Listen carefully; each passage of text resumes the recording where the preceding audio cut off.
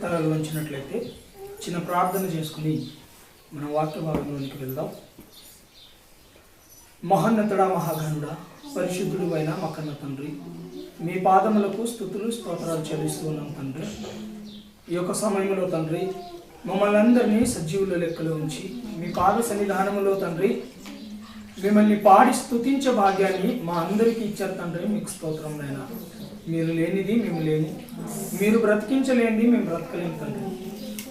మమ్మల్ని అందరినీ తండ్రి మీ కృపతో జ్ఞాపకం చేసుకొని మా అందరి జీవితంలో తండ్రి మరొకసారి తండ్రి నూతన సంవత్సరంలో మొదటి రోజున అడుగు పెట్టే భాగ్యాన్ని తండ్రి మా అందరికి ఇచ్చారు తండ్రి. మీకు స్తోత్రమైనా ఇప్పటి వరకు తండ్రి మీ కుమారుడు తండ్రి కొన్ని విలువైనటువంటి మాటలు తండ్రి వివరించి చెప్పినటువంటి ఆయనను తండ్రి మీ కృపతో జ్ఞాపకం చేసుకుని ఇంకా మీ సేవలో బలంగా వాడుకోనమని వేడుకుంటూ ఉన్నాం తండ్రి.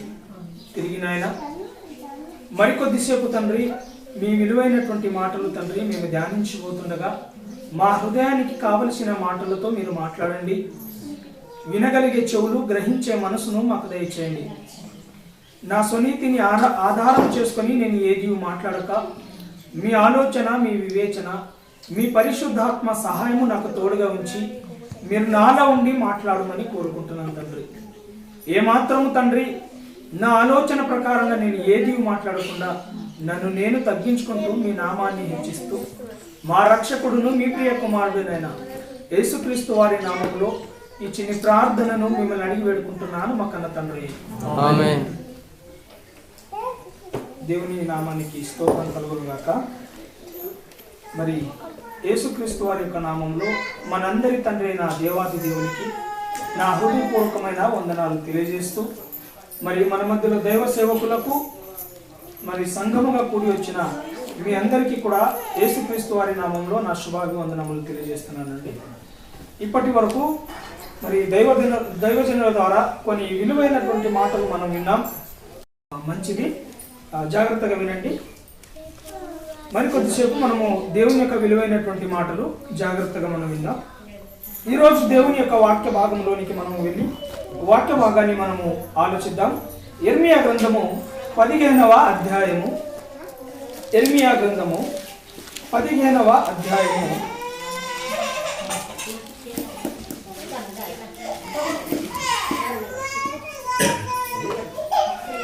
16వ వచనాన్ని జాగ్రత్తగా చూద్దాం. కొంచెం గట్టిగా చదవండి. నీ మాటలు నాకు దొరకగా నేను వాటిని భుజించి తిని. చాలండి. దేవుడు ఈ వాక్య భాగాన్ని ఆశీర్వదించి దీవించుగాక. ఈ యొక్క వాక్య భాగంలో దేవుడు మనకు ఏం నేర్పిస్తున్నాడని జాగ్రత్తగా మనం ఆలోచిస్తే, నీ మాటలు నాకు దొరకగా వాటిని భుజించి తిని అని అన్నాడండి భక్తుడు. ఎవరైనా సరే మాటలు భుజిస్తారా? ఆలోచించండి ఒకసారి జాగ్రత్తగా. మరి భక్తుడు ఏమంటున్నాడంటే, నీ మాటలు నాకు దొరకగా భుజించి తిని అంటున్నాడు. భుజించడం అంటే మనం ఏం భుజిస్తాం చెప్పండి? ఆహారం భుజిస్తాం కదా. అయితే భక్తుడు అంటున్నాడు, నీ మాటలు నేను భుజించాను అంటున్నాడు. అంటే మాటలు భుజించవచ్చా? మాటలు భుజించవచ్చు అంటారా? భుజించవచ్చు కనుకనే ఆయన నీ మాటలు నేను భుజించాను అంటున్నాడు అండి. కనుక ప్రియమైన దేవుని వాళ్ళారా, రొట్టె వలన ఒక మనిషి బ్రతకడు, కానీ దేవుని మాట వలన బ్రతుకుతాడన్నటువంటి విషయాన్ని కూడా మనము చాలాసార్లు చదువుతున్నాం. కనుక ప్రియమైన దేవుని వాళ్ళారా, భక్తుడు నీ మాటలు నాకు దొరకగా నేను వాటిని భుజించి తిని. మరలా చదువుతాం. ఇంకా ముందు వచ్చిన సైన్యములకు అధిపతి యెహోవా దేవా, నీ పేరు నాకు పెట్టబడెను గనుక నీ మాటలు నాకు సంతోషమును నా హృదయమునకు ఆనందమును కలుగజేయుచున్నవి. ఆయన మాటలంటే దేవుని మాటలంట భక్తుని యొక్క హృదయాన్ని ఏం పరుస్తున్నాయంట? సంతోషపరుస్తుందంట, ఆనందమును ఇస్తుందంట. దేవుని యొక్క మాటలు ఎవరైతే భుజిస్తారో వారికి ఏం కలుగుతుంది? సంతోషము కలుగుతుంది, ఆనందము కలుగుతుంది. ఆలోచించండి ప్రియమైన దేవుని వల్ల. అంటే దేవుని యొక్క విలువైనటువంటి మాటలు మనము ఎలా భుజించాలి అంటే, ఇప్పుడు తిండిలో కూడా మనం కొన్ని ఇష్టపడే తిండి ఉంటుందండి. ఏంటది? బిర్యానీ ఉందనుకోండి, మనం ఎంత ఇష్టపడి తింటామో చెప్పండి. అదే పప్పన్నం ఉందనుకోండి, బిర్యానీ తిన్నంత ఫీలింగ్ పప్పన్నం తింటే వస్తుందా? అయితే ఆలోచించండి, దేవుని మాటలంట మనము భుజించినప్పుడు మనకు ఆనందమును సంతోషము కలగజేయుచున్నవి అని భక్తుడు మనకు మాట్లాడుతున్నాడు. పరిశుద్ధాత్మ ప్రేరేపణతో భక్తుడు ఈ యొక్క మాటలను రాసి మనతో మాట్లాడుతున్నాడు దేవుని వాక్కుతో. కనుక ఆయన హృదయము అంట సంతోషించుచున్నది, ఆనందించుచున్నదని చెప్తున్నాడు. ముందుకు చదువుదాం. సంతోషించు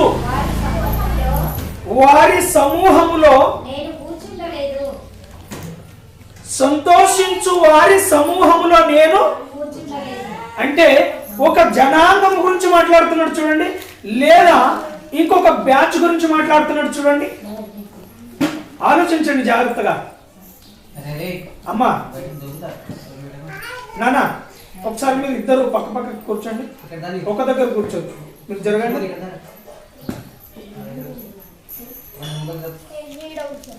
మరలా చదువుదామమ్మా, ఆ మాట చదవండి. సంతోషించు వారి సమూహములో నేను కూర్చుండలేదు. చూశారు ప్రేమ దేవుని వల్ల. అంటే ఇప్పుడు మనమందరం కూర్చున్నామా లేదా?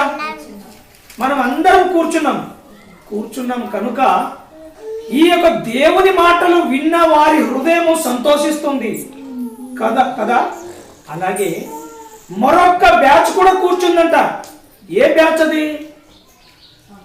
మరొకసారి చదవండి. చాలా చక్కగా ఆ మాట చదువుతుంటేనే అర్థం అవుతుంటుంది చూడండి.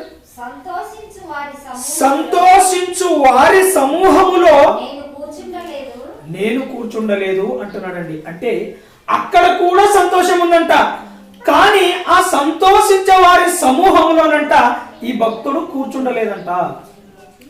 ఇప్పుడు మనమందరం కూడా ఇక్కడ కూర్చొని సంతోషిస్తున్నాం కదా. అయితే సమాజంలో లేదా లోకంలో వెళ్ళి చూసినప్పుడు ఒక సమూహం కనిపిస్తుంది. ఆ సమూహంలో కూడా సంతోషమే ఉంది. మరి అక్కడ సంతోషం ఉంది, దేవుని మందిరంలో కూడా సంతోషమే ఉంది. ఈ రెండు సంతోషాలలో ఏ సంతోషంలో మనం కూర్చున్నామో, ఏ సంతోషంలో మనం కూర్చుండాలో దేవుని యొక్క విలువైనటువంటి మాటలు మనకు నేర్పిస్తున్నాయి. మరి ఈ భక్తుడంట సంతోషించు వారి యొక్క సమూహంలో లేడంట. ఏ సమూహం అది అంటే, ఈరోజు నూతన సంవత్సరంలో మొదటి రోజు కదండి, జనవరి 1 కదండి. ఈరోజు కొంతమందిని మీకు నేను చూపిస్తాను. ఎలాంటి వారంటే, సంవత్సరం అంతా తాగిన వారు ఈరోజు ఒక తీర్మానం చేసుకుంటారు. ఏమని? ఇక నుండి నేను తాగను అని కొంతమంది మాట్లాడుతుంటారు. ఇక నుంచి నా ప్రవర్తన మార్చేసుకుంటాను అని కొంతమంది, అంటే బ్యాడ్ హ్యాబిట్స్ ఉన్నవారు నేను ఈ రోజు నుంచి నేను మానేస్తున్నాను అని ఏం చేస్తారు? వీళ్ళు మానేసుకుంటుంటారు. అది ఎన్ని రోజుల వరకు కట్టుబడి ఉండి తర్వాత మరలా కొనసాగిస్తారో దాన్ని మనం చెప్పలేం. కానీ మరొక బ్యాచ్ ఎలాంటిది అని అంటే, ఈరోజు న్యూ ఇయర్ కాబట్టి ఈరోజు ఏం చేయాలనుకుంటాడు? తాగాలి, తినాలి, తాగాలి. ఈ సమూహము కూర్చుందా లేదా? బయట వైన్స్ దగ్గర మీరు వెళ్ళి చూస్తే అక్కడ ఒక సమూహం కనిపిస్తుంది. వాళ్ళు తాగుతున్నారు, తింటూ ఉన్నారు. అక్కడ సంతోషం ఉందా లేదా? తాగుతుంటే సంతోషం ఉందా లేదా? తింటున్నప్పుడు సంతోషం ఉందా లేదా? అంటే ఈ భక్తుడు అంటున్నాడు, సంతోషించు వారి యొక్క సమూహములో నేను కూర్చుండలేదు అని అంటున్నాడు. అంటే తాగేవారితో, తినేవారితో, అంటే లోక సంబంధమైనటువంటి ఆనందకరమైనటువంటి వాతావరణంలో నేను లేను అంటున్నాడు. ఆలోచించడం పిల్లల దేవుని వల్ల. దేవుని నామానికి స్తోత్రం కలుగును గాక. మనమందరము కూడా దేవునితో సంతోషించడానికి వచ్చామే తప్ప లోక సంబంధమైన సంతోషాన్ని మనము కోరుకోవట్లేదు. లోక సంబంధమైన సంతోషమే మనకు కావాలి అని అనుకుంటే దేవుని మందిరానికి మనం ఎందుకు వస్తాం? ఆలోచించండి. అంటే లోకానికి వేరై బ్రతకాలి ఒక క్రైస్తవుడు. అందుకనే ఈరోజు లోకమంతా కూడా తినుచు త్రాగుతూ సంతోషిస్తున్నప్పుడు ఒక క్రైస్తవుడు మాత్రము ఎక్కడికి వచ్చాడండి? దేవుని మందిరానికి వచ్చి దేవుని యొక్క విలువైనటువంటి మాటలు విని సంతోషిస్తున్నాడు. అలాగని అందరూ సంతోషిస్తారనంటే కొంతమంది నామకార్థ క్రైస్తవులు ఉంటారండి. దేవుని విలువైనటువంటి మాటలు వింటారు, వాక్యాన్ని చదువుతారు, కానీ వీరు మందిరంలో ఉన్నప్పుడే భక్తిని కనబరుస్తారు. కానీ మందిరంలో నుంచి వెళ్ళిపోయిన తర్వాత వీరి భక్తి మరలా శరామాములే, లోకంలో కలిసిపోతారు. ఇలాంటి భక్తి మనకు అవసరమో లేదు. అంటే ఇక్కడ రెండు సమూహాలు ఉన్నాయి. ఒకటి దేవుని మాటలు విని ఆనందించే ఒక సమూహం ఉంది. ఇంకొకటి లోక సంబంధమైన ఆనందములో కూర్చొని సంతోషించే ఒక సమూహము ఉంది.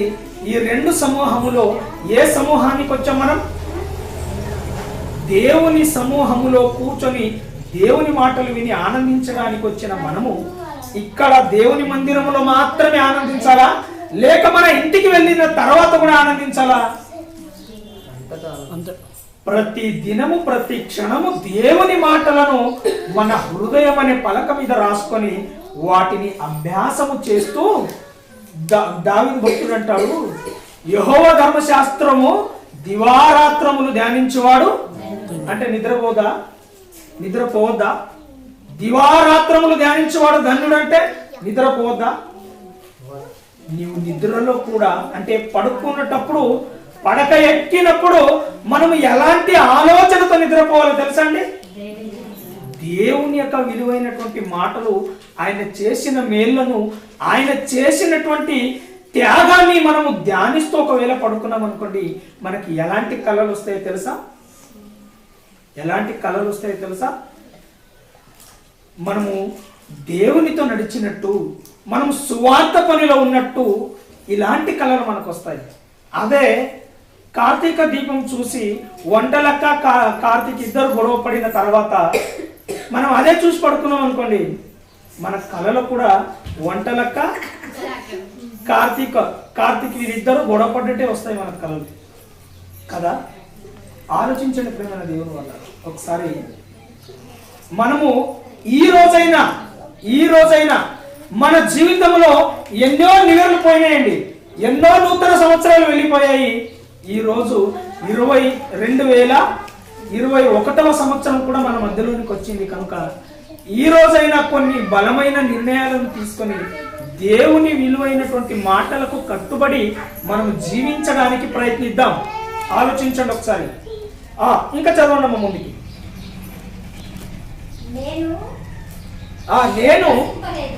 నేను ఉల్లసింపలేదు, కడుపు మంటతో నీవు నన్ను నింపి ఉన్నావు గనుక నీ హస్తమును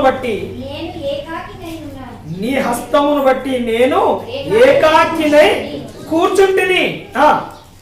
నా బాధ ఎలా ఎడతగనిదాయను,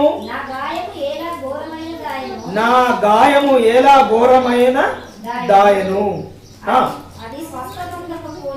అది స్వస్థ పొందక పోనేలా. ఇక్కడ ఆలోచిద్దామండి. అక్కడ 2-3 చోట్ల మనకు క్వశ్చన్ మార్క్స్ వచ్చాయా లేదా? అయితే ఈ యొక్క వచనము లోతులోనికి మనం వెళ్ళి ఆలోచిస్తే స్వస్థత అనే పదాన్ని మనం చదివాము. స్వస్థత నొందక పోనేలా అనే మాటను మనం చూసుకున్నామండి. ఇక్కడ ఎవరు ఎలాంటి స్వస్థత కోరుకోవాలి? ఎలాంటి స్వస్థత కోరుకోవాలి? తలనొప్పి వచ్చిందని దాని స్వస్థత కోరుకుందామా? ఏదో రోగం వచ్చిందని దాని నుంచి స్వస్థతను కోరుకుందామా? దేని నుంచి స్వస్థత కోరుకోవాలి అని అంటే పాపం అనే భయంకరమైన స్వస్థత, అంటే పాపం అనే భయంకరమైన రోగంలో నుంచి స్వస్థత కోరుకుంటే ఈ శరీరానికి వచ్చినటువంటి రోగాలకు సమాజంలో కొన్ని మందులు ఉన్నాయి. ఆ మందులు తీసేసుకుంటే తగ్గుతుంది. జ్వరం వచ్చింది అనుకోండి, ఇంజెక్షన్ తీసుకుంటే తగ్గుతుందా లేదా? తలనొప్పి వస్తే టాబ్లెట్ వేసుకుంటే తగ్గుతుందా లేదా? ఈ స్వస్థతల కొరకు మనం వస్తున్నాం. కానీ పాపం నుండి నాకు స్వస్థతనివ్వమని దేవుని దగ్గరికి ఏమైనా మనం వస్తున్నామా?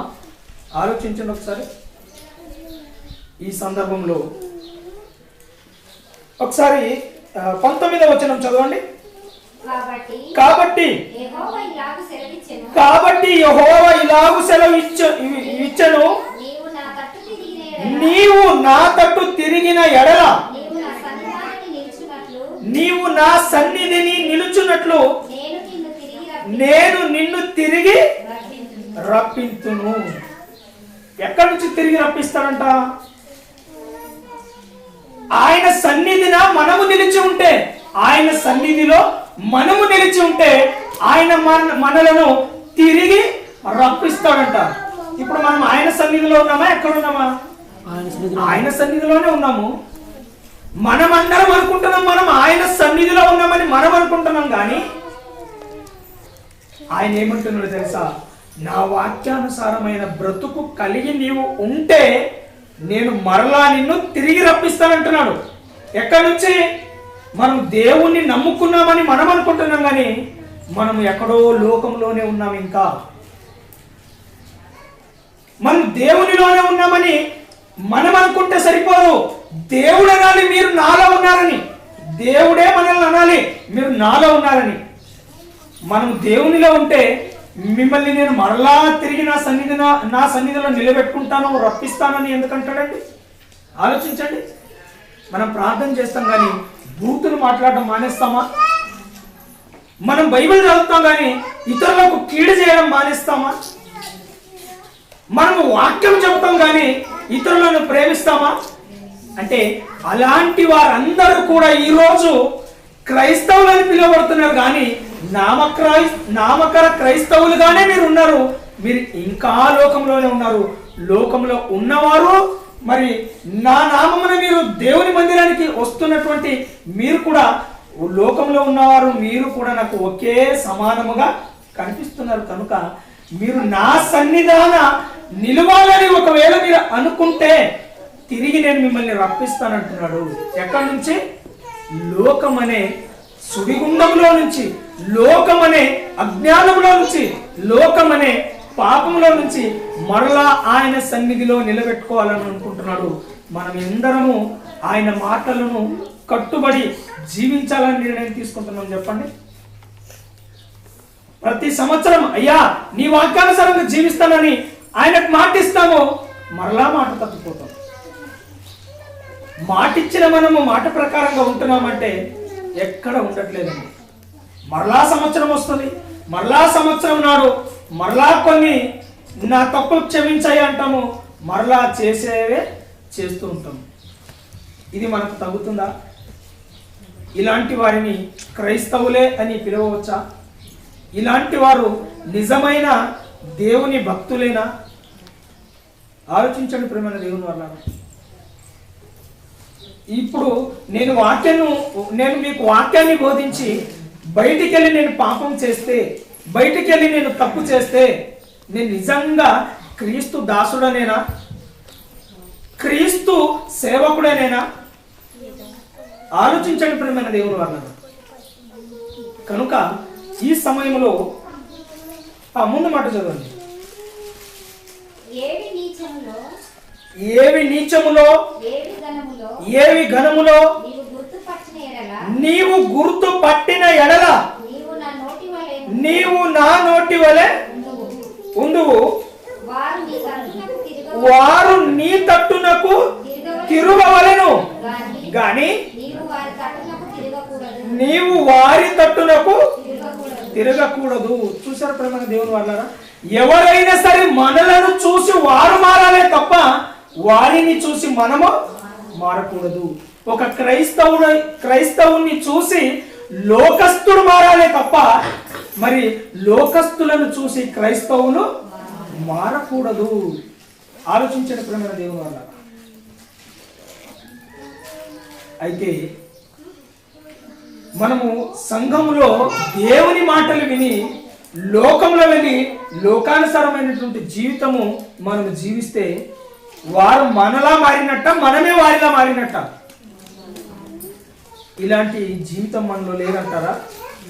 ఇలాంటి జీవితం కలిగి లేమంటారా? ఒకసారి తీర్మానం చేసుకోండి. ఒకసారి మీ మనస్సాక్షిని అడిగి చూడండి.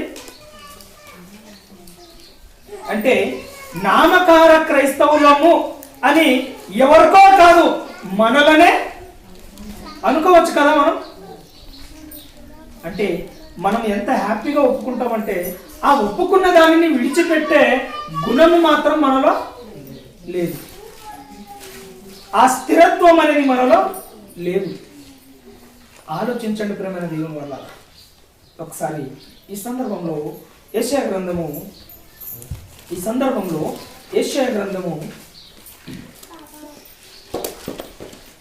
40వ అధ్యాయము,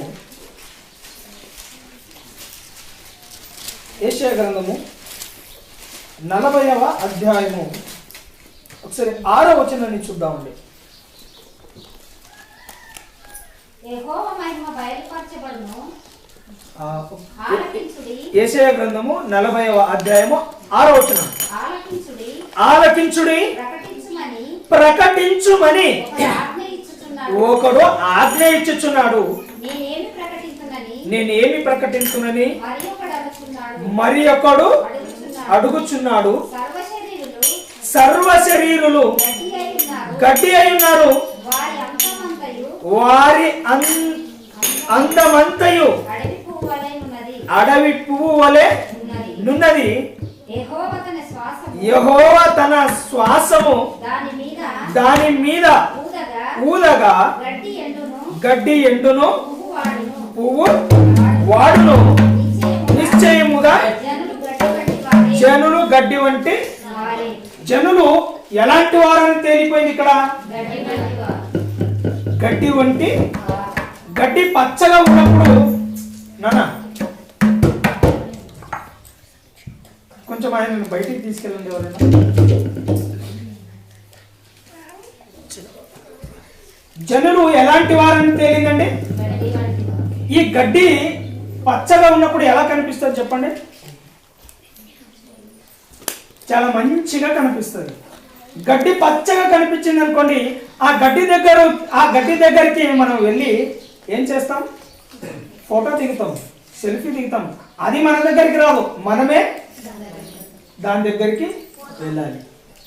ఎందుకు అది మన దగ్గరికి రాదు?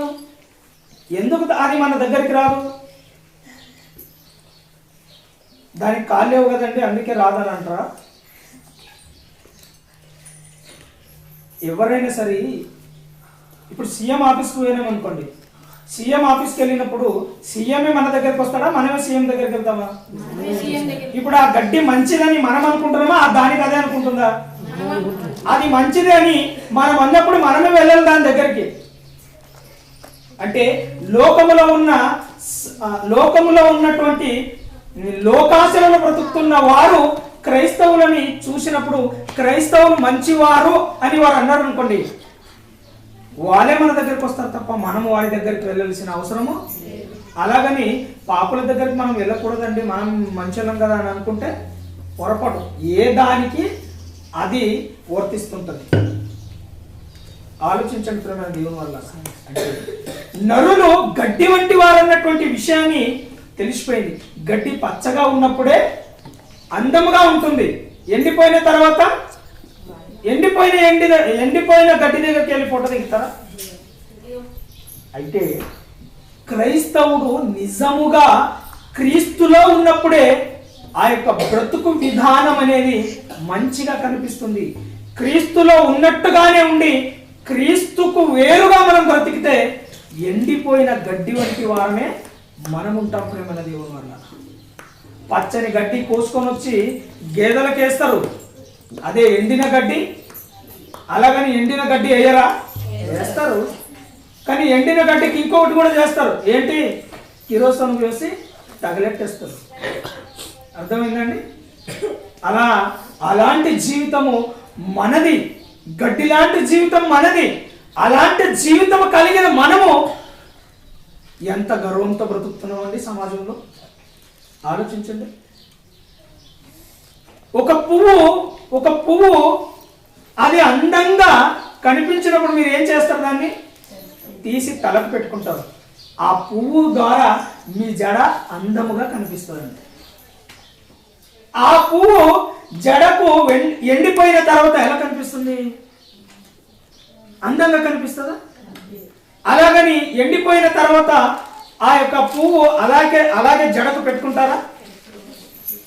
అంటే ఆ పువ్వు ఎంత అందానైతే నీకు తీసుకొని వస్తుందో ఒక క్రైస్తవుడు సమాజానికి అంత అందాన్ని తీసుకొని రావాలి. ఒక క్రైస్తవుడు సమాజానికి అంత అందముగా కనిపించాలి. ఆలోచించండి ప్రేమ దేవుని వల్ల. గడ్డి లాంటి బ్రతుకు మనది. మనం ఎప్పుడు చనిపోతామో మనకి తెలీదు. మనము రేపటి దినాన బ్రతుకుతామో లేదో మనకు తెలీదు. కానీ ఎంత గర్వంతో బ్రతుకుతామంటే సంఘములో నటనా జీవితం జీవిస్తూ బయటికి వెళ్ళిన తర్వాత ఇష్టానుసారముగా మనం జీవిస్తున్నాం ప్రేమ దేవుని వల్ల. అలాంటి బ్రతుకును దేనితో పోల్చాడంటే గడ్డితో పోల్చాడు ప్రేమ దేవుని వల్ల. గడ్డి ఎవరైనా సరే వచ్చి కాల్చేయక ముందే మన జీవితాన్ని సరి చేసుకుందాం ప్రేమ దేవుని వల్ల. కనుక ఈరోజు సమాజంలో ఇప్పటి వరకు మనం చదువుకున్నాం కదండి, ఇర్మియా గ్రంథంలో సంతోషించు సమూహంలో నేను చేరలేదు అనే ఒక విషయాన్ని మనం చదువుకున్నాం కదా.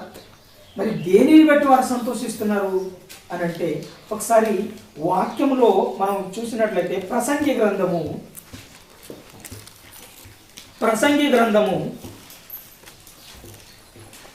ఒకసారి వాక్యంలో మనం చూసినట్లయితే ప్రసంగి గ్రంథము 11వ అధ్యాయము.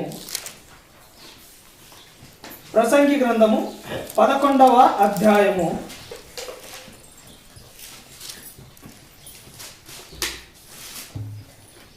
9వ వచనం చూడండి.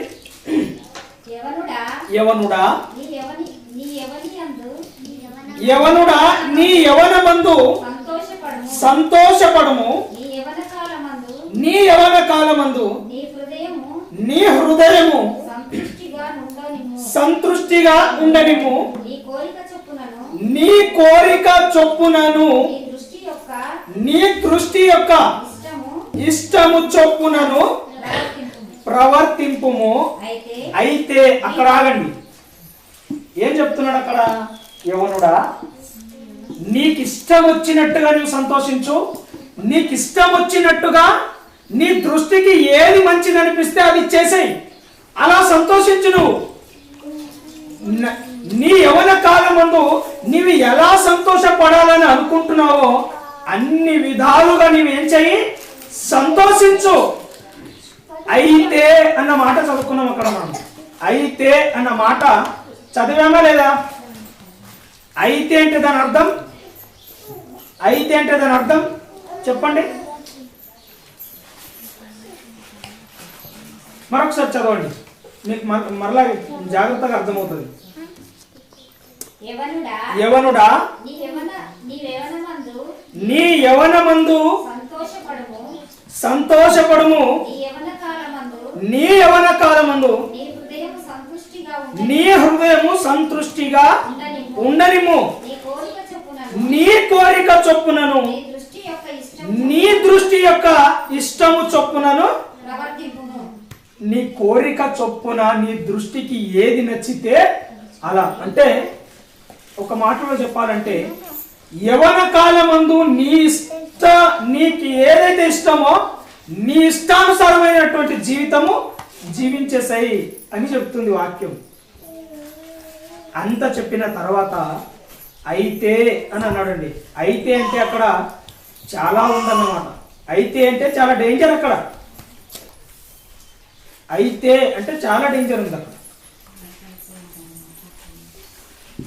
ఇప్పుడు భర్త వచ్చి అమ్మ ఇంట్లో వంట వండావా అని అన్నాడు అనుకోండి, వండాను కానీ అన్నావు అనుకోండి, అప్పుడు ఏమడుగుతాడు ఆయన? వండానంటున్నావు కానీ అంటున్నావు ఏంటి అసలు అని అడుగుతాడా లేదా? మరి ఇక్కడ సంతోషించు, నీకు ఇష్టం వచ్చినట్టు జీవించు, నీ ఇష్టం చొప్పున నీ దృష్టికి ఏది నచ్చితే నీ యవ్వనము నీ ఇష్టం కానీ అనే ఉంది అక్కడ. అయితే అని అంటే కానీ అని కూడా వస్తుంది కదా. ఆలోచించండి ప్రేమైన దేవుని వల్ల. అయితే అంటే మరి ఏంటి అసలు? అయితే అంటే ఏంటి అసలు? ఒకసారి చూడండి ఆ మాట. అయితే వీటన్నిటిని బట్టి నీ యవ్వనమందు సంతోషించిన వాటన్నిటిని బట్టి దేవుడు నిన్ను తీర్పులోనికి తెచ్చునని జ్ఞాపకము ఉంచుకొను. జాగ్రత్తగా ఆలోచిద్దాం ఈ మాట. ఏమన్నాడండి? పైన ఎంత చక్కగా చెప్పుకుంటూ వచ్చాడు. యవనుడా, నీ యవనమందు నీకిష్టానుసారంగా బ్రతుకు, నీకిష్టానుసారంగా సంతోషించు, నీ మనసు ఏది కోరితే అది చెయ్యి. అయితే అని చెప్పిన తర్వాత వీటన్నిటిని బట్టి అని అన్నాడు. అంటే నీవు సంతోషించిన సంతోషముల అన్నిటిని బట్టి ఏం చేస్తాడంట? దేవుడు నిన్ను తీర్పులోనికి తెచ్చునని జ్ఞాపకం ఉంచుకో అంటున్నాడు. అయితే అన్న మాట దగ్గర నువ్వు ఒక విషయాన్ని జ్ఞాపకం ఉంచుకోమంటున్నాడు. ఆలోచించడం ప్రేమైన దేవుని వాళ్ళ. ఎందుకు జ్ఞాపకం ఉంచుకోవాలి?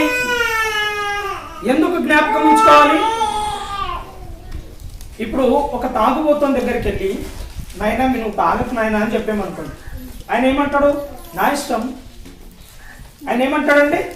నా ఇష్టం, నా డబ్బు, నా శరీరం.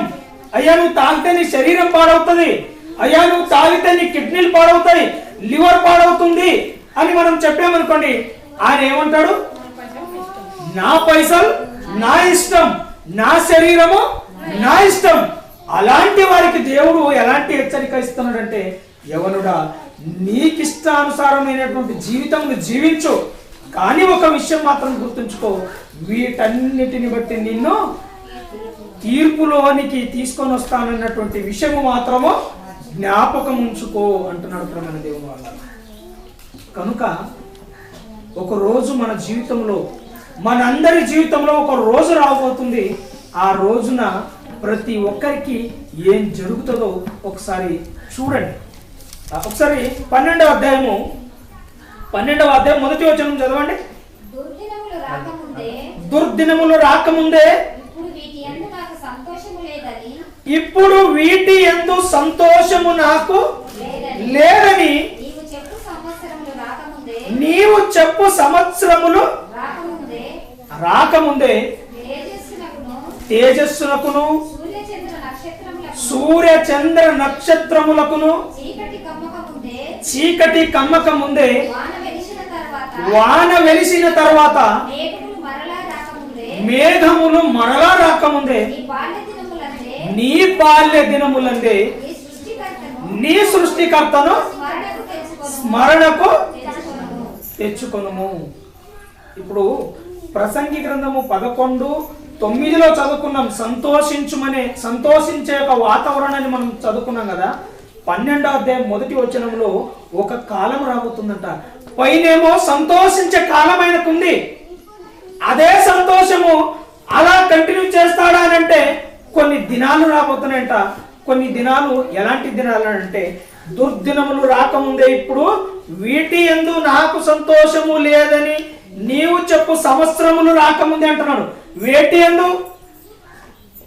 ఆ యవన కాలం ముందు ఎలాంటి సంతోషాన్ని అయితే కలిగి ఉన్నాడో, ఏం చేస్తే సంతోషంగా ఉన్నాడో, ఈ 12వ అధ్యాయం మొదటి వచనంలోనికి వచ్చేసరికి వీటి యందు నాకు సంతోషము లేదన్న కాలం వస్తుందంట.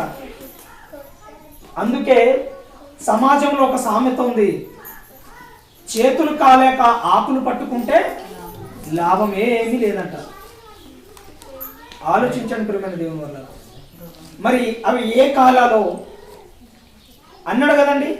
వీటి యందు నాకు సంతోషము లేదు అను కాలం నీకు వస్తుంది.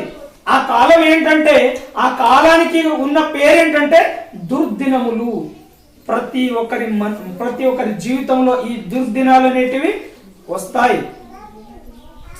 మనందరి జీవితంలో దుర్దినం అనేది వస్తుంది. ఆ దుర్దినములో మనము యవనములో వేటినైతే ఇష్టపడ్డామో, వేటి పట్ల మనం సంతోషించామో, మనకు దుర్దినాలు వచ్చినప్పుడు వాటి ఎందుకు సంతోషం ఉండదంట. ఒకసారి 12వ అధ్యాయం 3వ వచనం చదవండి. ఆ దినమున ఇంటి కావలి వారు వణుకుదురు. ఇంటి కావలి వారు అంటే వాచ్మెనా? ఎవరు? మరొకసారి చదువు. ఆ దినమున అంటే ఏ దినమున? దుర్దినములు వస్తాయని చెప్పాడు కదా. ఆ దినమున, దుర్దినములు వచ్చిన ఆ దినమున ఇంటి కావలి వారు వణుకుదురు. ఇంటి కావలి వారంటే ఎవరు? ఇంటి కావలి వారంటే ఎవరు చెప్తారా? ఎవరైనా ఆలోచించి చెప్పండి. వాచ్మెనా? ఇంటి యజమానుడా? అయితే ఇల్లు అనగానే మన కంటికి కనిపిస్తున్న ఇల్లు కాదు కానీ ఈ దేహం అనే ఇల్లు గురించి మాట్లాడుతున్నాడు. ఏ ఇల్లు అది? పేతురు గారు తన పత్రికలో నా గుడారములో నుంచి నేను వెళ్ళిపోక ముందే అన్నటువంటి మాటలు ఎన్నో చదువుకున్నాం మనం. మీకు నేను గతంలో ఒక పాఠాన్ని చెప్పాను. ఏంటది? ఎవరిని మొదటి శత్రువు. అప్పుడు మనం ఎవరమని తెలుసుకున్నాం. అందులో మనం ఎవరమని తెలుసుకున్నాం? ఆత్మలని తెలుసుకున్నాం. ఆత్మ వేరు, శరీరము వేరు అని తెలుసుకున్నామా లేదా? అయితే ఈ శరీరం అనే ఇంటిని గురించి మాట్లాడుతున్నాడు ఆయన. ఏమని? ఒకసారి చదవండి. ఇప్పుడు ఆ దినమున ఇంటి కావలి వారు వణుకుదురు. ఇంటి కావలి వారు అంటే, ఇంకా నేను ఎక్కువగా దీని గురించి ఎక్కువ సాగదీయను కానీ, ఇంటి కావలి వారంటే ఇల్లు అంటే మన దేహం అయితే, ఇంటి కావలి వారంటే మన కాలు ప్రేమైన దేవుని వారు. ఎవరు ఇంటి కావలి వారు? మన కాలు. కాలు ఎలా అవుతాయండి కావలి వారు అంటే? మరి కాలు మడత పెట్టి నడవని చూద్దాం. నడుస్తారా? ఇంటి కావలి వారు వణుకుదురు అంట. అంటే నీ యవన కాలం ముందు నువ్వు నీ హృదయానికి ఏది తోచితే, నీకు ఎలాంటి అంటే ఎలాంటి జీవితం జీవిస్తే నీవు సంతోషపడగలవో, నీ యవన కాలం ముందు నీ కాలు ఏం చేశాయి? నీకు వయసులోకి నడిపించాయి. నీవు తిండి తినడానికి నడిపించాయి, త్రాగటానికి నడిపించాయి, వ్యభిచారానికి నడిపించాయి. అంటే దేవునికి అహిష్టమైన దానిని చేయుటకు నీ కాలు నిన్ను నడిపించాయి. మరి ఇప్పుడు పోయి తాగవయ్యా, ముసలితనంలో వెళ్ళి తాగు అని 500 రూపాయల నోట్ ఆయనకి ఇస్తే ఇప్పుడు ఆయనకి ఏమవుతుందంట? నేను ఇప్పుడు వెళ్ళలేనయ్యా తాగడానికి అంటున్నాడు. ఆలోచించండి ప్రేమైన దేవుని వల్ల. ఇప్పుడు 80 సంవత్సరాల వృద్ధునికి లేస్తే కూర్చోడానికి రాదు, కూర్చుంటే ఆయనకు 500 ఇచ్చి నువ్వు ఎంజాయ్ చేసి రాపో లోకంలో అంటే పోతాడా? యవన కాలంలో ఒక హండి బిర్యానీ తిన్నాడు అంటే, ఒక ప్లేట్ బిర్యానీ తిన్నాడు. ఆయనకి ఇప్పుడు అదే ప్లేట్ బిర్యానీ తీసుకొని వచ్చి 80 సంవత్సరాల వృద్ధునికి ఇస్తే తింటాడండి? మరి అప్పుడు తినడానికే పుట్టానన్నట్టుగా జీవించావు నీ యవన కాలంలో. యవన కాలంలో తినడానికి త్రాగడానికే పుట్టానన్నట్టుగా బ్రతికావు. ఆలోచించండి ప్రేమైన దేవుని వాళ్ళారా. ఇలాంటి వారి జాబితాలో మనం కూడా ఉన్నాం. కానీ ఆ వాక్యమును బట్టి మనం సరిదిద్దుకుంటే మంచిది ప్రేమైన దేవుని వాళ్ళారా. ఇంకా చూద్దాం.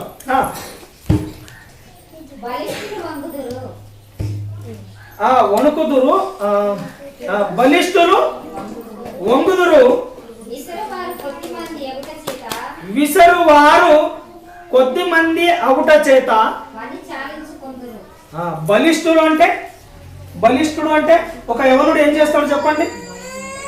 ప్రొద్దున్న లేచి 5 కిలోమీటర్ పరిగెత్తి అక్కడ ఒక చక్కని జిమ్ చూసుకొని జిమ్లో తన బాడీ పెంచేస్తాడు. బాడీ పెంచేసి సమాజంలో ఎలా నడుస్తాడో తెలుసా అండి? ఈ ఛాతి సమాజంలో అంటే ఈ ఛాతి ఇట్లా ముందుకు చూపించేసి నడుస్తుంటాడు. బలిష్ఠుడు అనుకుంటాడు, తనను తాను బలవంతుడు అనుకుంటాడు. ఈ బలిష్ఠుడు ఏమైపోతాడంట? చివరికి వంగుదురు అంట. జిమ్ చేసిన వారు ముసలి వారు అయిన తర్వాత వంగరా? మరి యవన కాలంలో నేను 10 మంది వచ్చినా కొట్టేస్తానని తెగ తిరిగాను. మనం కూడా జిమ్ చేయకపోయినా నాలాంటి వాడు ఎవడు లేడని మనం కూడా తిరగమా? దేనిని బట్టి? నీకున్న బలమును బట్టి, నీవు బలము మీద ఆధారపడి ఇతరులను కూడా బెదిరించే ఒక ఆలోచనలు నాలో ఉన్నవి. అంటే ఈ బలముని ఆధారం చేసుకుంటే అంటే నేను బలిష్ఠుణ్ణి బలవంతుణ్ణి అనుకుంటే ఒక రోజు ఏమైపోతుందంట? ఈ బలిష్ఠుడు కూడా ఒక రోజు వంగిపోతాడు. ఆలోచించండి ప్రేమల దేవుని వల్ల. అయితే విసరువారు కొద్ది మంది అగుట చేత పని. విసరువారంటే ఎవరు చెప్పండి? విసరువారంటే ఎవరు? కందిపప్పులు మళ్ళా శనగపప్పులు విసురుతారు కదా, అదా? విసరువారు కొద్ది మంది అగుట చేత తన పని చాలింతురంట. విసరువారు ఎవరంటే మన నోట్లో ఉన్న పండ్లు ప్రియమైన దేవుని వల్ల. వీళ్ళు ఏం చేస్తారు? యవన కాలంలో ఏం చేస్తారు వీళ్ళు? బొక్కలను కూడా నమిలి పక్కకేస్తాం మనం. బొక్కలు కూడా నమిలి పక్కకేస్తాం మనం. అదే ముసలితనం వచ్చేసరికి చేస్తాం ఆ పని. వీళ్ళు ఏం చేస్తారంట? విసరువారు కొద్ది మంది అగుట చేత తన పని. అంటే ఈ యవన కాలములో నేను మాంసం తినడానికే పుట్టాను అన్నట్టుగా తిన్నావు, కానీ ఒక రోజు నీకు దుర్దినం అనేది నీ జీవితంలో వచ్చింది. ఆ రోజున వీటి యందు నాకు సంతోషం లేదని నీవే అంటావు. ఒకరోజు నేను 10 మందిని కొడితే సంతోషం అనుకున్నావు, ఒకరోజు బిర్యానీ తింటే సంతోషం అనుకున్నావు, ఒకరోజు తాగితే సంతోషం అనుకున్నావు. కానీ ఒక రోజు వచ్చింది నా జీవితంలో. ఆ రోజున నువ్వు యవన కాలం ముందు ఏ సంతోషమునైతే నువ్వు కోరుకున్నావో అదే సంతోషము నీ దుర్దినములో అంటే నీ ముసలితనములో నీకు అలాగే చేయమంటే నువ్వేమనుకుంటున్నావు? నా వల్ల కాదు కదా. ఇంకా కిటికీలలో గుండా చూచువారు కానలేక ఎందురు. తిరుగటి రాళ్ల ధ్వని తగ్గిపోవును. కిటికీలలో గుండా చూచువారంటే ఎవరు? కిటికీలలో గుండా మరొకసారి చదువుతాం. కిటికీలలో గుండా చూచువారు కానలేక ఎందురు. ఈ రోజు ప్రియమైన దేవుని వల్లగా యవన స్త్రీ కానీ యవన పురుషుడు కానీ తన యవన కాలములో చక్కని చూపులతో చక్కని తలంపులతో స్త్రీ పురుషుని కానీ పురుషుడు స్త్రీని కానీ చూడగలుగుతున్నారా? ఆలోచించండి. అంటే ఈ కళ్ళు యవన కాలంలో ఈ కళ్ళు ఎలాంటి సంతోషాన్ని కోరుకున్నాయి? ఒక అమ్మాయిని చూస్తే మంచిది అని కోరుకున్నాయి. ఈ కళ్ళకు నచ్చింది చేయడము మంచిది అని కోరుకున్నాయి. కానీ ఇదే కళ్ళు, కిటికీలు అంటే కళ్ళు, ఈ కళ్ళు ఏమైపోతాయంట? చదవండి. కిటికీల గుండా చూచువారు కానలేకయుందురు. తిరుగటి రాళ్ల ధ్వని తగ్గిపోవును. వీధి తలుపులు మూయబడును. చాలండి. వీధి తలుపులు మూయబడును అంటే ఇప్పుడు మనము ఇలా చూస్తున్నాం కదండి, సాధారణంగా అందరినీ చూస్తున్నాం కదా. మరి ముసలి వారు అయిన తర్వాత ఎలా చూస్తాం మనము? ఇలా చూస్తాం. ఎందుకు? అదన్నమాట, చూపు తగ్గిపోయింది. ఇవి ఎన్నోసార్లు మనం చదువుకున్నాం, కానీ దాని భావం ఇదేని మనం అర్థం చేసుకున్నామా? అది ఈ రీతిగా మనకు పాఠాన్ని నేర్పిస్తుంది అన్నటువంటి విషయాన్ని మనం గ్రహించామా? ఆలోచించండి ప్రేమైన దేవుని వల్ల. ఒకసారి చదువుదామమ్మ. పిట్ట యొక్క కూతకు ఒకడు లేచును. ఇక్కడ జాగ్రత్త చదవాలమ్మా. సంగీతమును చేయు స్త్రీలు, నాదము చేయి వారందరూ నిశ్శబ్దముగా. ఇప్పుడు అంటున్నాను, నేను ఏమనుకోకండి. కోడలు అత్త మీద ఎలా ఎగిసిపడతారండి? సంగీతము చేయు స్త్రీ, నాదము. చదవండి. సంగీతము చేయు స్త్రీ, నాదము చేయి వారందరూ నిశ్శబ్దముగా ఉంచబడుదురు. అప్పుడప్పుడు లోకంలో కూడా ఒక మాట అంటారు, కొన్ని రోజులు అంట అత్తవి, కొన్ని రోజులు. ఆ కొన్ని రోజులు పంచుకోకుండా అన్ని రోజులు మనమే అనుకుంటే ఎంత బాగుంటుంది? ఆలోచించండి.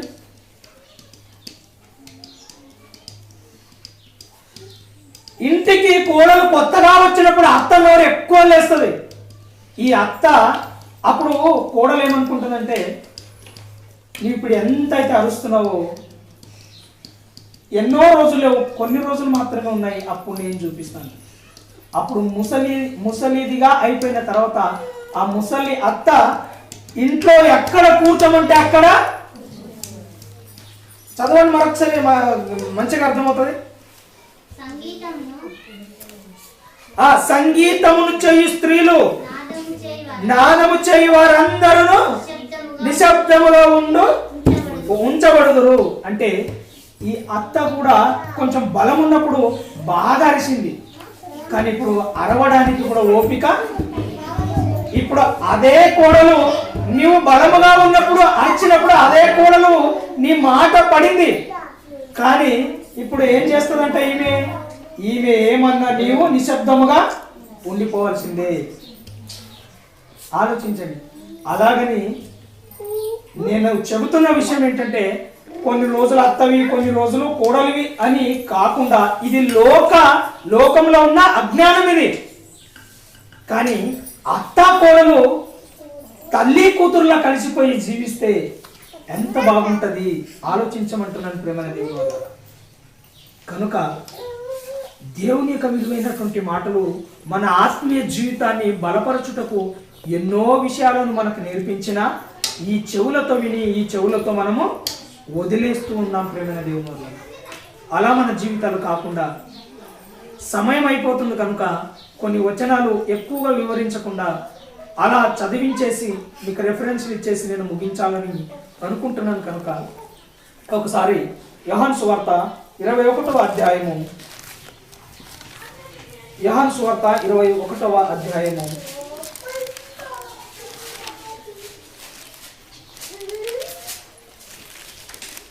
18వ వచనం చదువు. యేసు, నా గొర్రెలను మేపుము, నీవు యవనుడవై ఉండునప్పుడు నీ అంతటా నీవే నడుము కట్టుకొని నీకిష్టమైన చోటికి వెళ్ళుచుంటివి. నీవు ముసలివాడు అయినప్పుడు నీ చేతులు నీవు చాచుదువు. నీ చేతులు నీవు యవనములో ఉన్నప్పుడు నీకిష్టం వచ్చిన కాడికి నీవే వెళ్ళావు. కానీ నీవు ముసలివాడు అయినప్పుడు ఏం చేస్తున్నావంట? చేతులు చాపుతున్నాడంట. ఇప్పుడు మనం ఏం చేస్తాం చెప్పండి? చిన్నపిల్లలకి చేతులు చాపుతాం, వాళ్ళు మన దగ్గరికి. ఇప్పుడు ముసలితనములో, ముసలి ప్రాయములో మనము చేయి చాపుతామంట. దేని గురించి? నాన్న కొంచెం నేను బయటికి వెళ్ళరా, రారా, లేదా అంటే దుర్దినాలు ఇవన్నీ. ఈ దుర్దినము కూడా నా జీవితంలో ఒక రోజు రాబోతుంది అని మనం ముందే గ్రహించి వాక్యానుసారమైనటువంటి జీవితాన్ని కలిగి బ్రతికితే ఇలాంటి దుర్దినములో ఇలాంటి భయంకరమైన పరిస్థితులు మనం చూస్తామా?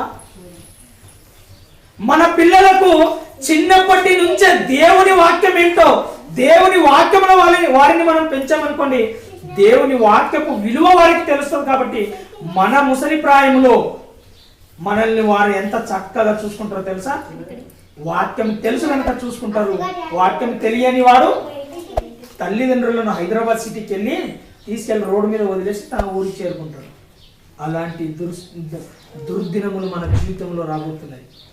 అయితే మనమందరము వాక్యానుసారముగా జీవించాలి ప్రేమైన దేవుని వల్ల. కనుక మరొక వచనం చూద్దాం. ప్రకటన గ్రంథము 22వ అధ్యాయం, లాస్ట్ పేజ్ ఉంటుంది చూడండి. ప్రకటన గ్రంథము 22వ అధ్యాయము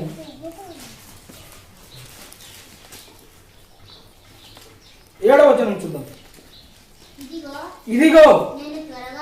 ఇదిగో నేను త్వరగా వచ్చుచున్నాను. ఈ గ్రంథములోని ప్రవచన వాక్యములను గైకొనువాడు. ఇప్పటి వరకు మనము ప్రవచన వాక్యములన్నీ కూడా ధ్యానించామా లేదా? ధ్యానించినటువంటి వాక్యాన్ని ఏం చేయమంటున్నాడు? గైకొనువాడు ధన్యుడు. అంటే ఇప్పుడు వాక్యము ప్రకారంగా మనం జీవించాలా వద్దా? జీవించాలి. విన్నటువంటి వాక్యానుసారంగా మనం బ్రతకాలా వద్దా? బ్రతకాలి. వాడే ధన్యుడు అంటున్నాడండి. వాక్యము వినిన వారు ధన్యులు కాదంట. వాక్యము విని దానిని గైకొనువారు అంటే వినాలి, గైకొనాలి. వినుట వలన ఏం పుడుతుంది? విశ్వాసం పుడుతుంది. ఆ విశ్వాసము ద్వారా మనము బ్రతికితే, ఆ విశ్వాసము క్రియల్లో మనం పెడితే వాడు ధన్యుడు అని చెబుతుంది. అదేవిధంగా ప్రకటన గ్రంథము అదే 22వ అధ్యాయంలో 12వ వచనం చూడండి. ఇదిగో త్వరగా వచ్చుచున్నాను. వాని క్రియల చొప్పున ప్రతి వానికి ఇచ్చుటకు నేను సిద్ధపరిచిన జీతము నా యొద్ద ఉన్నది. నేను అల్ఫయు ఓమేగయు, మొదటి వాడను కడపటి వాడను, ఆది అంతమునై ఉన్నాను. అంటే ఎవని క్రియల చొప్పున వానికి జీతం ఇచ్చుటకు ఆయన త్వరగా వస్తున్నాడంట. త్వరగా వస్తున్నాడు అంటే జీతము ఇద్దరికీ ఉంది. ఇద్దరికీ ఉంది. ఇద్దరికీ అంటే పాపములో ఉన్నవారికి జీతం ఉంది, దేవునిలో ఉన్నవారికి. వీళ్ళిద్దరికి జీతం ఇస్తాడంట. ఎవని క్రియల చొప్పున వానికి జీతం ఇచ్చుటకు ఆయన దగ్గర జీతం సిద్ధపరచుకున్నాడంట. అంటే ఏ జీతం మనం పొందుకోవాలి? ఏ జీతం మనం పొందుకోవాలి? జీతం అనగానే రెండు ఉన్నాయి మనకు. ఒకటి నిత్య జీవము, ఒకటి నిత్య నరకము. ఈ జీతం అనగానే ఈ రెండే. ఈ రెండింటిలో ఏ జీతం పొందుకోవాలి మనం? నిత్య జీవం పొందుకోవాలి. నిత్య జీవం పొందుకోవాలంటే ఈ ప్రవచన వాక్యములన్నీ విని గ్రహించి వాటిని గైకొన్నవాడు ధన్యుడు. ఈ ధన్యుడే నిత్య జీవానికి అర్హుడు. ఆలోచించండి. అదేవిధంగా ఒక్కసారి యోహాను సువార్త 5వ అధ్యాయము చివరి వచనం చదివి ముగించేస్తాం. యోహాను సువార్త 5వ అధ్యాయము, యోహాను సువార్త 5వ అధ్యాయము 5వ వచనం చూద్దాం. లేదంటే మొదటి వచనం నుంచి కొన్ని వచనాలు చూద్దామండి. అటు తర్వాత మొదటి వచనం నుంచి కొన్ని వచనాలు చదువుదాం. అటు తర్వాత యూదుల పండుగ ఒకటి వచ్చెను.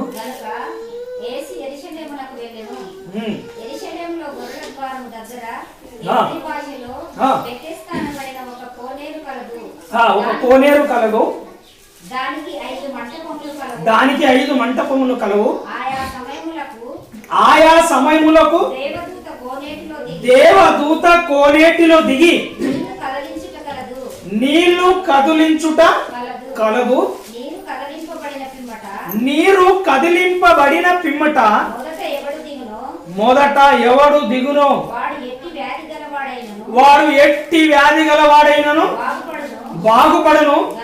గనుక ఆ మంటపములలో రోగులు, గుడ్డివారు, కుంటివారు, ఊచ కాలు చేతులు గలవారు గుంపులుగా పడి ఉండిరి. అక్కడ 38 ఏండ్ల నుండి వ్యాధి గల ఒక మనుషుడు ఉండెను. యేసు వాడు పడి ఉండుట చూచి వాడప్పటికి బహుకాలము నుండి ఆ స్థితిలో ఉన్నాడని ఎరిగి స్వస్థపడగోరుచున్నావా అని వాని అడుగగా ఆ రోగి అయ్యా అయ్యా నీళ్లు నీళ్లు కదిలింపబడినప్పుడు కదిలింపబడినప్పుడు నన్ను కోనేటిలోనికి నన్ను కోనేటిలోనికి దించుటకు దించుటకు ఎవడునూ లేడు. నాకు ఎవడును లేడు. చాలండి. ఇక్కడ విషయాన్నంతా ఒకసారి మనం గమనిస్తే ఆ కోనేటి దగ్గర ఎన్ని మంటపములు ఉన్నాయంట? 5 మంటపములు ఉన్నాయి. ఆ 5 మంటపములో ప్రతి విధమైన రోగులు అక్కడ ఉన్నారు. దేవదూత వచ్చి నీళ్లు కదిలించగానే ఎవరు ఆ నీటిలో మొదట దిగుతారో వాడు ఎలాంటి రోగి అయినా స్వస్థపడతాడు. అయితే అక్కడ గమనించవలసినటువంటి విషయం ఏంటంటే 38 ఏండ్ల నుండి ఒక మనుషుడు అక్కడే పడి ఉన్నాడండి. అక్కడే పడి ఉన్నాడు. ఆ నీళ్లు కదిలింపబడగానే ఒకడు వస్తున్నాడు, స్వస్థ పొందుకొని వెళ్ళిపోతున్నాడు. మరొకడు వస్తున్నాడు, స్వస్థ పొందుకొని. అంటే 38 ఏళ్ల నుంచి అక్కడే ఉన్నాడు. అంటే వీనికి స్వస్థత పొందుకోవాలని లేదా? ఉంది. వస్తున్నారు, స్వస్థత నొందుతున్నారు, వెళ్తున్నారు, వస్తున్నారు, స్వస్థత నొందుతున్నారు, వెళ్తున్నారు. వారందరిని చూసి ఈయనకు బాధ ఉండదా? 38 ఏండ్ల నుండి, అంటే 38 ఏండ్లంటే దానికి ముందు ఇంకొక 20-30 సంవత్సరాలు అనుకోండి. అంటే సగ జీవితం అక్కడే అయిపోయింది. వస్తున్న వారందరికీ బాధ చెప్పుకుంటున్నాడు, తన బాధ అంతా వింటున్నాడు. మంటపములు అంటే ఇప్పుడు గవర్నమెంట్ హాస్పిటల్కి పోతారు. గవర్నమెంట్ హాస్పిటల్ వెళ్ళిన తర్వాత గుంపులు గుంపులుగా లైన్లు ఉంటారు. ఆ లైన్లో మీకు మీరు మౌనంగా నిలబడతారా? పక్క వారితో మాట్లాడరా? అంటే మీరు ఎందుకు వచ్చారు అని ఎవరైనా అడిగితే మీ బాధ ఏంటో వారికి చెప్తారా లేదా? వారు మీకు చెప్తారా లేదా? అలాగే ఆ 38 ఏండ్ల నుంచి బాధపడుతున్న ఆయన ఆ మంటపంలో ఉన్న వారందరితో మాట్లాడుంటాడా లేదా? 100% మాట్లాడుంటాడు. తన బాధ చెప్పుకొని ఉంటాడు. కానీ 38 ఏండ్ల నుంచి ఆయన స్వస్థత పొందుకోలేకపోతున్నాడు. ఆ రోజున ఒక ఆయన వచ్చాడు. ఆయనే నజరేయుడైన యేసుక్రీస్తు ఆయన దగ్గరకు వచ్చినప్పుడు ఆయన ఎప్పటి నుంచి పడి ఉన్నాడని గ్రహించాడంటే ఆయన మనిషి హృదయ రహస్యాలను ఎరిగినటువంటి సృష్టికర్త ఒక్కసారిగా ఆయన దగ్గరకు వచ్చేసినప్పుడు ఎన్ని ఏండ్ల నుంచి పడి ఉన్నాడని గమనించాడంట. 38 ఏండ్ల నుంచి ఇలా పడి ఉన్నాడని గ్రహించి ఆయనకి ఏమడుగుతున్నాడు? నీవు స్వస్థపడగోరుచున్నావా అన్నప్పుడు మరలా ప్రభుతో తన బాధ అంతా చెప్పుకుంటున్నాడు. ఏమని? నేను 38 ఏండ్ల నుంచి స్వస్థ కోరుకుంటున్నాను, కానీ నన్ను ఆ నీటిలో దించేవాడు ఒక్కడును. ఇదిగో ఆ ఒక్కడే ఆయన ఉన్నాడండి. ఆయన ఎవరు? యేసుక్రీస్తు ప్రేమైన దేవుని వల్ల. ఇదిగో ప్రతి వ్యాధి నుంచి, ప్రతి బాధ నుంచి, ప్రతి ఘోరమైన ఇబ్బందుల నుంచి, ఇరుకుల నుంచి, ప్రతి దాని నుంచి స్వస్థతనిచ్చే దేవుడు మన దేవుడు. నీవు నేను నమ్మిన యేసుక్రీస్తు ప్రభువు మనల్ని అన్నిటిలో నుంచి తప్పించి తన రక్షణ మార్గంలోనికి నడిపించే సమర్థుడు ఆయన. ఈరోజు మన జీవితంలో, ఈ నూతన సంవత్సరంలో మన జీవితంలో ఎలాంటి రోగములతో ఉన్నాం, ఎలాంటి బాధతో ఉన్నాం, ఎలాంటి వ్యాధితో ఉన్నాం, మనలో తీసివేయాలనుకున్నటువంటి ఏవి అయినా కూడా అవి మనం తీసేసుకోలేకపోతున్నామా? వాటన్నిటి విషయం ముందు అయ్యా నేను ఈరోజు స్వస్థ కోరుచున్నానయ్యా అని ఒక్కసారిగా నీవు నేను మనమందరము కూడా ఒక్కసారిగా మోకరించి మనకున్న బాధ అంతా మన ప్రభువుతో చెప్పుకొని ఆ యొక్క ఏ సమస్యతో మనం బాధపడుతున్నామో ఆ సమస్యల నుంచి మనం ఈరోజు విడుదల పొందుకొని దేవునికి ఈరోజు మన సొంత రక్షకునిగా మనం అంగీకరించి ఆయన నిమిత్తమై, ఆయన వాక్యము నిమిత్తమై, ఆయన వాక్యము చెప్పినట్టుగా మన బ్రతుకులో మనం జీవించాలని మీ అందరికీ నేను మనస్ఫూర్తిగా కోరుకుంటూ ఈ మాటలు ముగిస్తున్నానండి. చిన్న ప్రార్థన చేసుకుందాం. మహోన్నతుడా, మహాగణుడా, పరిశుద్ధుడు అయిన మా కన్న తండ్రి, మీ పాదములకు స్తుతులు స్తోత్రాలు చెల్లిస్తున్నాను తండ్రి. ఇప్పటి వరకు తండ్రి దేనికి యోగ్యత లేని నన్ను మీ కృపతో జ్ఞాపకం చేసుకొని తండ్రి నన్ను నిలబెట్టుకొని పనికొచ్చే పాత్రగా నన్ను తండ్రి వాడుకున్నందుకై మీకు కృతజ్ఞతాస్తుతులు చెల్లిస్తున్నాను తండ్రి. తండ్రి నేను తండ్రి నా సొంత మాటలు ఏది మాట్లాడకుండా తండ్రి మీ విలువైనటువంటి మాటల్లోని యొక్క భావాన్ని తండ్రి నేను వివరించి చెప్పే జ్ఞానము నాకు దయచేశారు తండ్రి. మీకు స్తోత్రం. నేను ఏది నా స్వనీతిని ఆధారం చేసుకుని నేను మాట్లాడక ఒకవేళ మాట్లాడి ఉంటే తండ్రి దయతో నన్ను క్షమించమని మన్నించమని వేడుకుంటూ ఉన్నాను తండ్రి. ఇదిగో తండ్రి మా జీవితంలో మరొక నూతన సంవత్సరాన్ని మాకు దయచేశారు తండ్రి. మీకు స్తోత్రం. ఇప్పటి వరకు గడిచిన సంవత్సరములు తండ్రి మా గత జీవితంలో తండ్రి మేము ఎలాంటి వారమో ఎలాంటి జీవితం కలిగి ఉన్నామో అది మీకు బహుగా తెలుసు తండ్రి. ఇక మీదట ఈ క్షణమును తండ్రి ఏ దానికైతే మేము బానిసముగా ఉన్నామో ఈ లోకాశలను మనం బానిసముగా ఒకవేళ ఉన్నట్లయితే తండ్రి దాని నుంచి తండ్రి మనకు స్వతంత్రులుగా మనము తండ్రి స్వతంత్రులుగా మారిపోవటకు మాకు కృప చూపించండి తండ్రి. మన హృదయంలో ఉంటున్నటువంటి యొక్క కీడును తండ్రి తీసివేసి తండ్రి మీ యొక్క రక్తము చేత కడగబడినటువంటి మా దేహాన్ని తిరిగి మరలా మేము పాపానికి తండ్రి అప్పగించకుండా తండ్రి మీ యందు భయము భక్తి కలిగి తండ్రి మీ వాక్యానికి లోబడి జీవించే జీవితాన్ని మా అందరికీ దయచేయమని కోరుకుంటూ నన్ను నేను తగ్గించుకుంటూ మీ నామాన్ని హెచ్చిస్తూ ముందున్న సమయం అంతా కూడా మీ చేతులకు అప్పగిస్తూ మా రక్షకుడును మీ ప్రియ కుమారుడునైన యేసుక్రీస్తు వారి నామములో ఇచ్చిన ప్రార్థనను మిమ్మల్ని అడిగి వేడుకుంటున్నాము మా కన్న తండ్రి. అందరికీ వందనాలు.